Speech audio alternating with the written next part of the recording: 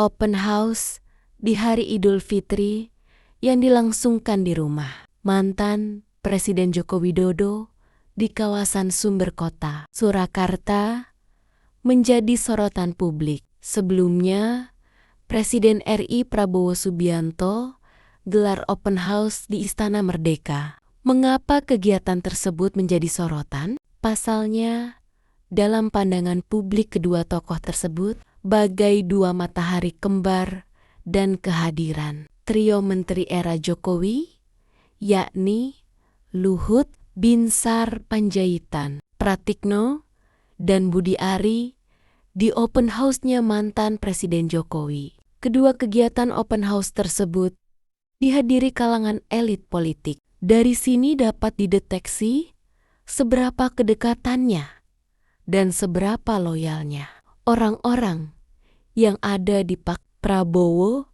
kepada Pak Jokowi, kata Hersubeno Arif. Seperti halnya open house-nya Prabowo, media, netizen menyoroti siapa yang hadir dan siapa yang tidak.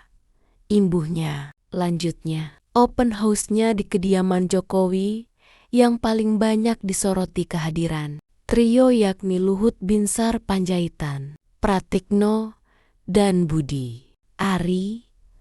Luhut di masa kepemimpinan Jokowi paling banyak mendapat jabatan di pemerintahan. Terakhir menjabat Menko Marves. Dikatakan, jabatan yang diberikan Jokowi kepada Luhut banyak sekali. Jadi, dia adalah tangan kanannya Jokowi. Setiap ada persoalan apapun jawabannya adalah Luhut Panjaitan. Sementara Pratikno sangat menarik figur ini. Dia adalah mantan rektor UGM yang banyak membantu Pak Jokowi sejak masih ada di Solo.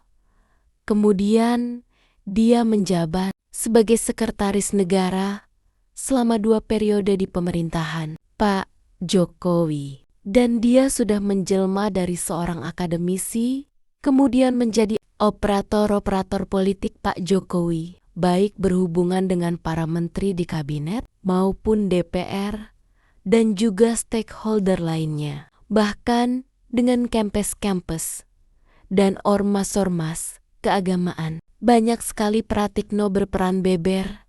Hersubeno Arif, Budi Ari, perannya banyak disoroti sebagai ketua umum Projo dan belakangan ini mendapat posisi yang mentereng sebagai menteri Kominfo menggantikan John G. Plate dari Partai Nasdem yang tersandung hukum. Dicokok Kejaksaan Agung, ujar Hersubeno Arif. Hersubeno Arif menyebutkan kemungkinan alasan waktu yang ketidak bersamaan kehadiran trio menteri-menteri era Jokowi.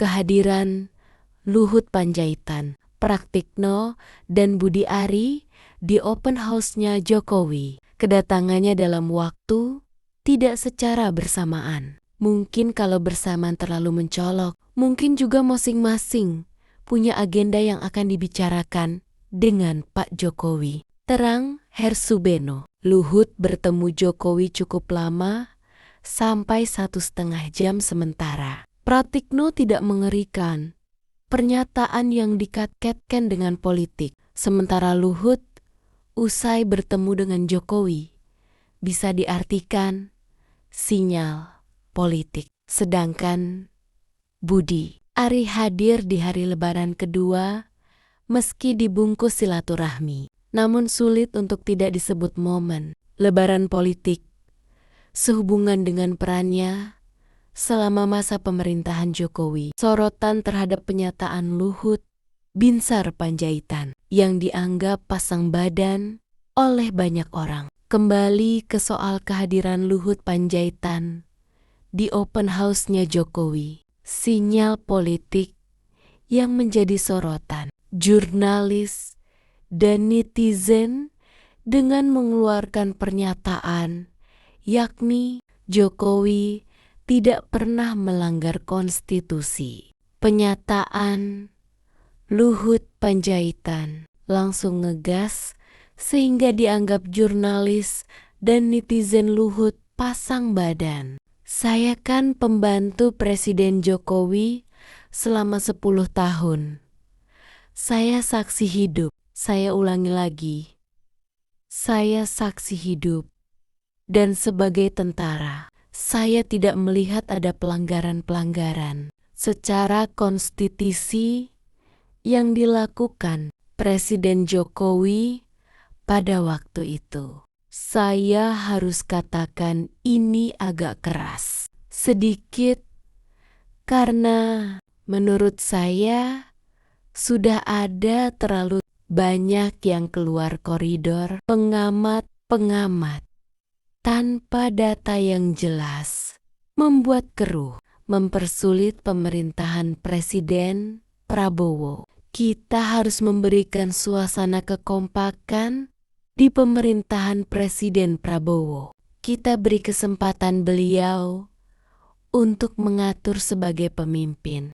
Dikemukakan Hersubeno dari pernyataan Luhut Panjaitan yang mengatakan sebagai pembantu Jokowi selama 10 tahun sebagai latar belakang militer. Tidak ada pelanggaran konstitusi yang dilakukan Jokowi. Dia menyalahkan penggamet-penggamet, dianggap membuat gaduh karena menyoroti Jokowi dan mengganggu kerja Kabinet Merah Putih pemerintahan Prabowo yang sedang dilaksanakan. Dari pernyataan Luhut Panjaitan tersebut tidak salah kalau kemudian orang menafsirkan bahwa kunjungan Luhut di Open House Jokowi itu sebagai kunjungan politik. Dan mengapa pas Enjgas pasang badan saat mengatakan Jokowi tidak pernah melanggar konstitusi. Hersubeno menegaskan. Lantas Hersubeno menanyakan apakah ini kaitannya dengan maraknya tuntutan dari koalisi masyarakat sipil maupun mahasiswa untuk adili Jokowi. Namun belakangan ini, isu adili Jokowi sesungguhnya mulai menghilang atau tidak ada lagi disebut setelah ramainya unjuk rasa menolak revisi Undang-Undang TNI. Jadi, pernyataan Luhut Panjaitan di media semacam untuk kembali mengungkit perannya Jokowi.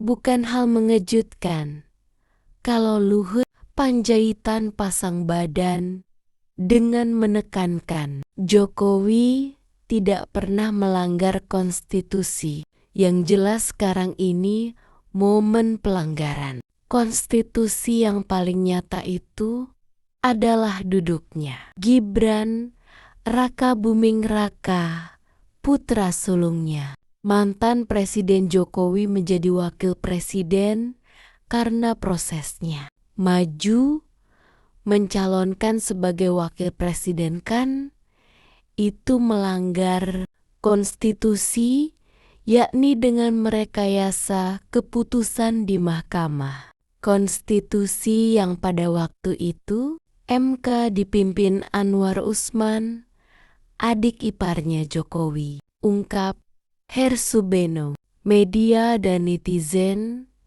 kemudian menyebutnya anak haram konstitusi. Kalau Gibran anak haram konstitusi, siapa bapaknya? Kan kira-kira begitu.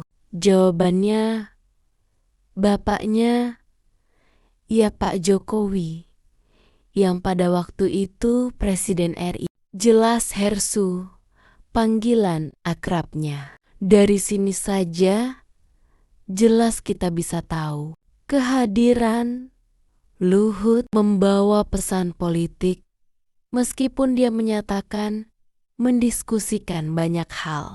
Meskipun Luhut bertemu Jokowi lama 1,5 jam, pastinya ada yang serius. Tandas Hersu. Yel.